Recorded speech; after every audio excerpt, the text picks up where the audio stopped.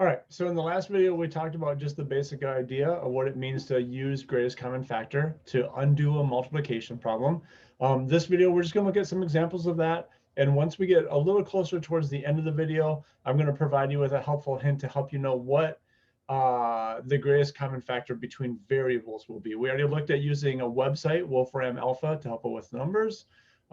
Now we'll get a little trick to help out with the variables. Okay, so with that said, let's go ahead and get started. We have the exact same learning objectives as what we had last time, just simply being able to factor a polynomial using greatest common factor. And we're going to use this same basic process.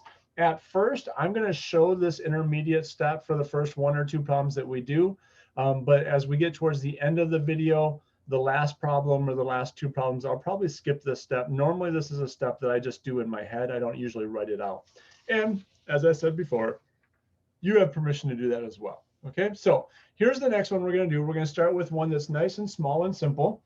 The first thing I noticed right away is that only one of these terms has a variable. Okay, so remember what I'm looking for, what I'm trying to find is something that got distributed across parentheses. Right? That's what I'm looking for. That's what my answer is going to be like. So whatever this thing was that was out here, if there was a variable in there, then that means both of the things that it multiplied by would have ended up with variables. And since only one of them has a variable, that tells me that this thing could not have had a variable in it. The only variables had to have been in here, and specifically, it had to have been in this spot right here. So I know when I do my greatest common factor, it's not going to have a variable. That lets me just focus on the numbers. So I'm looking for the biggest number that divides into 5 and into 30 both. So this is one that probably most of us will recognize because this is a times table that most of us knows. But if you're ever not sure, remember, just go to Wolfram Alpha and just type in what is the GCF of 5 and 30. And what you'll find is that the GCF is 5. So what I would do then is I would write down that greatest common factor, and then I would write down what that number gets multiplied to produce these answers. Okay, so now this at this point, it becomes like a mental exercise. Okay, so I'm asking myself the question, 5 times what would equal 5y? If I was in the process of distributing and I distributed the 5 times something, 5 times what equals 5y? Well, the answer to that would be, it would be a 1y. Of course, we can just leave the 1 as a sneaky ninja. It's just y. 5 times y gives me 5y. Okay. Now over here, 5 times what equals a negative 30. Now here's where you need to be a little careful. This is a personal preference thing, but it's the way that I prefer to do it. I like to keep the sign in the middle a plus sign, and then whatever goes into these parentheses here, I adjust the sign to make sure I get the right answer in the end. Okay, so this I'm thinking as a negative 30. I could think of this as being plus a negative 30 if I want to think of it that way. But what I'm trying to answer is the question, a positive 5 times what equals negative 30? And the answer to that would be 5 times negative 6. Okay, so 5 times negative 6 gives me negative 30. So again, that's an intermediate step that usually I would just do in my head. I don't always write it. But as we get started in this process, I want you to be able to see what I'm thinking.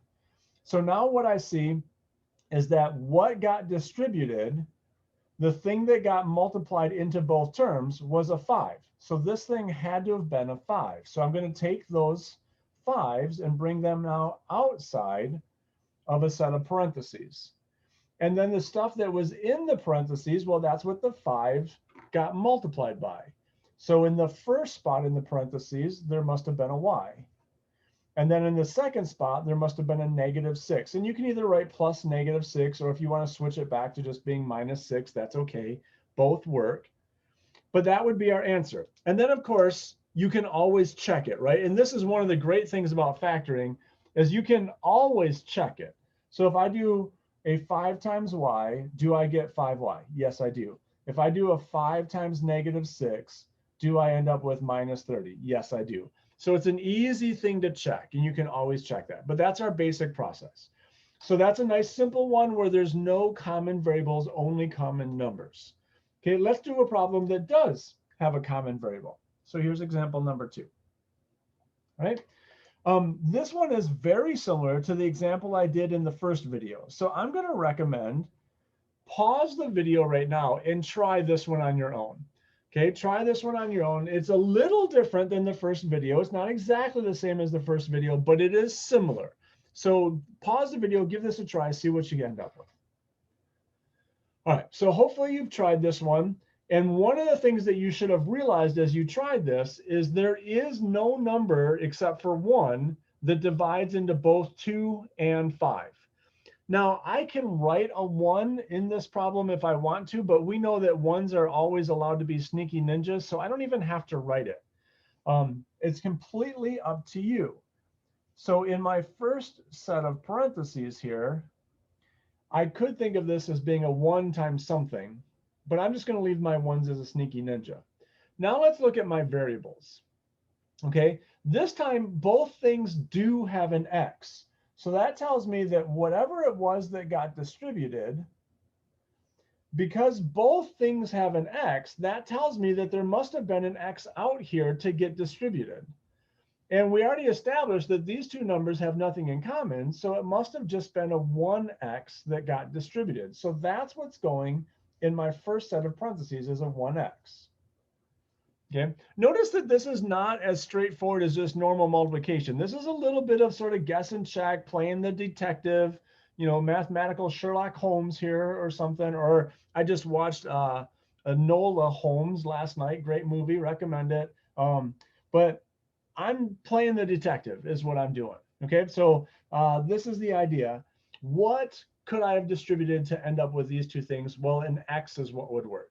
All right. So then the question becomes, so what were the two things that were in here that I distributed that x to? So now I'm asking the question, x times what equals a 2x squared? Well, I know it's got to have a 2. And then in order to get x squared, I had to have another x. So x times x gives me the x squared. And then the same kind of thing here, x times what equals a 5x? Well, this one can't have any more x's because I already have enough right there. It must just be a 5. X times 5 equals 5x.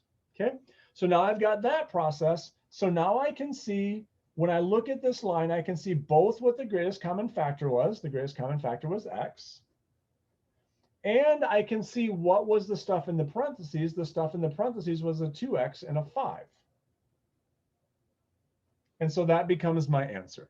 Okay, so again, you don't need to write this intermediate step out. Most of what I did right there was just a thought process that I explained by drawing it out so you could see what I was thinking. Okay, on this next one, I'm going to go ahead and do this next one, skipping the intermediate step. You can do the intermediate step if you want to, 100% up to you, but I'm going to just jump right from the problem to the answer because that's how I would normally do it. And so I want you to see an example of the way I would normally do it. So 3x to the 4th plus 6x cubed minus 9x squared. Okay, this is a little different because it has 3 terms instead of 2. And all the terms have things in common. So there's a little bit more going on. But I'd like you, again, to try to pause the video. And based on what we've done so far, or based on what you might remember from another class, give this one a try. All right, so hopefully you've tried it. Hopefully you've done this one. So I have to break this up into 2 parts. Whatever it was that distributed into my parentheses, now it's distributing to something that has 3 parts. And this thing right here, I need to be able to create numbers and I need to be able to create variables. So I see that it has variables in every term. So this must have had a variable part to it. And I see that 3, 6, 9, all 3 of those things can be divided by 3. So there must have been a 3 out here in order to divide all of those. Okay, so this must be something like my greatest common factor. But now let's think about this for a second. 1x, would it have been possible for me to distribute more than just 1x? I think it would have been, right? Because if there's 4 x's here, x to the 4th, that means I have x times x times x. I've got 4 of them. x to the third, x times x times x times x. So I've got 3 x's here. X squared is x times x. I've got 2 x's here. So it would have been possible to distribute more than 1x. I could have distributed, well, I could have distributed 2, right? Because this has 2 x's and 2 more. This has 2 x's and 1 more. And then this has exactly 2 x's. So I could have distributed 2 x's in that step. Okay. Now I know you might be thinking, well, how do I know I distributed 2? Maybe I only distributed 1. Well, remember, we're trying to find the greatest common factor. You could play what ifs all day long. What we're trying to find is the greatest common factor. What's the maximum number of x's that could have been distributed? And the answer to that question is 2 is the maximum I could have distributed. I couldn't have distributed 3 because this thing didn't end up with 3 x's in the end. Okay, so what I have found is that my greatest common factor is 3, because 3 divides all of these numbers, times x squared, because all of these terms have at least 2 x's in them. So now I need to figure out what that got distributed to. So the first spot right here, I'm going to have a 3x squared times what that equals a 3x to the 4th. Notice I'm asking the exact same question I asked on the previous problem. I'm just not writing out that intermediate step, but I'm still doing the exact same thought process. So 3x squared times what equals 3x to the 4th? Well, that would be x squared, right? Because x squared, I've got to add my exponents, so that gives me x to the 4th, okay? Then I've got a plus sign, so plus sign. 3 times what equals a 6x squared cubed? Well, I know that 3 times 2 equals 6. And if I wasn't sure, I could just divide it, right? 6 divided by 3 equals 2. I could just do that. And then for my x's, well, I know that whatever's here, I'm going to add the exponents to get 3. So 2 plus 1 equals 3. I guess for that matter, I could subtract 3 minus 2 equals 1. So I've got to have an x to the first power, a little sneaky ninja 1 hiding right there. So there's my middle term. Last but not least, 3 times what equals a negative 9x squared. So 3 times a negative 3, that's going to give me negative 9. And then x squared, I already have enough x's. I don't need any more. So that's going to be enough. That's going to be sufficient. And then this is going to be the answer that I end up with when I'm done doing greatest common factor. Okay. Now, as a quick side note, some of you might recognize from previous math classes that this thing that we have right here can be factored using another technique, a different technique that I haven't talked about yet this year. Okay, that's something that'll come up later. For right now, don't worry about that. And if you don't recognize that, don't panic. It's okay. In this particular assignment, we're only using greatest common factor and nothing else. All right. Now, I did say at the beginning that I was going to give you a hint to help you find greatest common factors with variables. Okay, so here's a little hint. This hint makes the assumption, so assuming the polynomial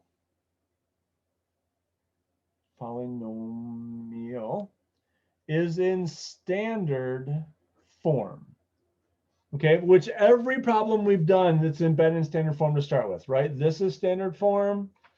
On the previous 2 problems, standard form. In the last video that we did, standard form. Okay, so this little hint is assuming that the problem is in standard form. If it's not in standard form, then this hint doesn't work. Okay, hint.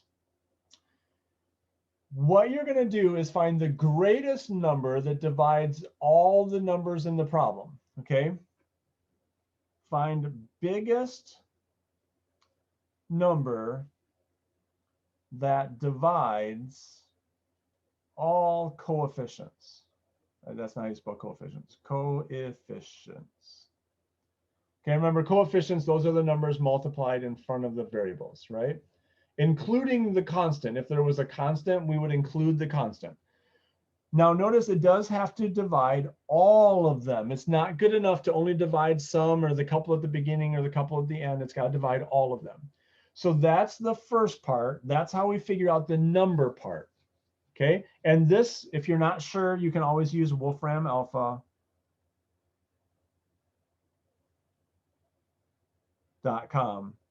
to help you figure that out. Okay, so that's the first part. That part, most of us recognize from the types of examples that we've done. Now, here's the second part that sometimes people recognize, but sometimes they don't. Notice that the greatest common factor as far as the variable piece is concerned was just whatever the variable was that had the smallest exponent. Okay, so here my smallest exponent was an x squared, so that was what came out. On the very first one we did in the last video, my smallest exponent was an x, so that was what came out. In the first one that we did on this video, the smallest one didn't have a variable, and so we didn't bring one out.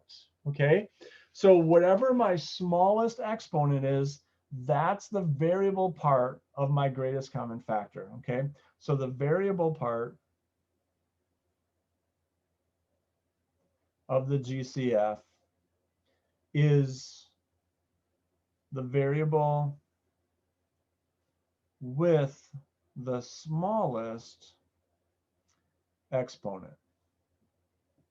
Okay, and the variable with the smallest exponent. So that's just a little helpful hint to help you find that. Okay, so let's do one last example where we utilize that hint. And then we're going to do a final example, a fifth example that's not in standard form. Because remember, this hint only works if you are in standard form. If you're not in standard form, then this hint doesn't work. Okay, so one more example where we use this hint, and then a fifth example where we're not in standard form, and then we'll be done. So we're getting close. Here we go. Let's suppose that I've got a 6x to the 5th minus an 8x to the 4th plus 10x to the 2nd. Okay, so that is in standard form because I've got all my like terms combined. It's completely simplified, and my exponents are going down from biggest to smallest. It is missing an exponent, right? There's no x to the 3rd. It's missing, but that's okay. I'm still in standard form. So what I need to do then for the number that's going to go in front of my parentheses for this part out here, my greatest common factor, I'm going to find the biggest number that divides all of the coefficients. Okay, so 6 is divisible by 1, 2, 3, and 6. 8 is divisible by 1, 2, 4, and 8. And 10 is divisible by 1, 2, 5, and 10. So the biggest number that divides them all is a 2. So that tells me the number portion, the coefficient portion of my GCF. Okay. Now for the variable part, every single term has a variable, so I know there's going to be a variable, and specifically it's going to be the one that has the smallest exponent. So the smallest exponent is the 2. So that's my GCF. Okay, so that's how I find the number that goes out in front. Now for the numbers that go inside, it's exactly the same as what we've done before. I ask myself the question, self, what times 2x squared equals 6x to the 5th? And myself answers, well, that would be 3x to the 3rd. Okay, I'm doing this one a little faster now that we've done several examples already. Okay, then I ask myself the question, what times 2x squared equals a negative 8x to the 4th? Well, 2 times negative 4 is how I get negative 8. And x squared times x squared is how I get x to the 4th. Okay, finally, what times 2x squared equals 10x squared? So 2 times a positive 5 gives me positive 10. And x squared is already taken care of, so I don't need any more x's. And this is my answer. Okay, so that's an example using the hint. So I did say, though, that we need to be able to do a problem in standard form, which is what most of these have been. But we also need to handle a special case when it's not in standard form. So let's wrap up this video by looking at a special case where the polynomial is not in standard form. 3x times x minus 5 plus 8 times x minus 5. Okay. Now, some people would be tempted to distribute these things and put it in standard form, and that would not be wrong, but it would make the problem much more difficult than it needs to be. Because notice what I have right now is I have a situation where there's 2 terms, right? Term right here, and then plus sign, term right there. Terms are the things that are separated by a plus sign, right? So I've got two terms, and both of those terms have something that matches. It's almost like somebody distributed a 5 and this x as a group, the x minus 5 as a group got distributed in. And so what I can do is I can factor that out or undistribute it as a group. So if somebody took that thing and sent it into the two spots, I can also take that thing and send it out of the two spots, and that'll be fine to do. So that's going to be the next part is I'm going to, or my final type of problem, I'm going to take this common group, x minus 5, and bring it out. And then think about what would have been inside my parentheses. Well, there would have been a plus sign in the middle, right? And then in the first spot, I must have been multiplying by a 3x because that's the other part that's there. So in my first part, there'd be a 3x. And in my second part, well, the part that doesn't match is the 8. So this must have been an 8. And so this is what I end up with for my final answer. And if you think about when we did our multiplication problems, if I were to do a double distribute method, isn't this exactly what my first step would be? I'm going to distribute this whole thing as a chunk, and I'm going to get this whole thing times 3x, this whole thing times 3x. And I'm going to distribute this whole thing as a chunk, and I'm going to get that whole thing times 8, that whole thing times 8. And so all I have right here is the first step of a double distribute problem. So it's like somebody started doing the problem and they stopped halfway, and now they want me to undo the piece they did. And when I undo it, this will be my answer. So that's the final type of problem that you're going to need to work through. Hopefully this helps you. As always, let me know if you've got questions. Thanks for watching.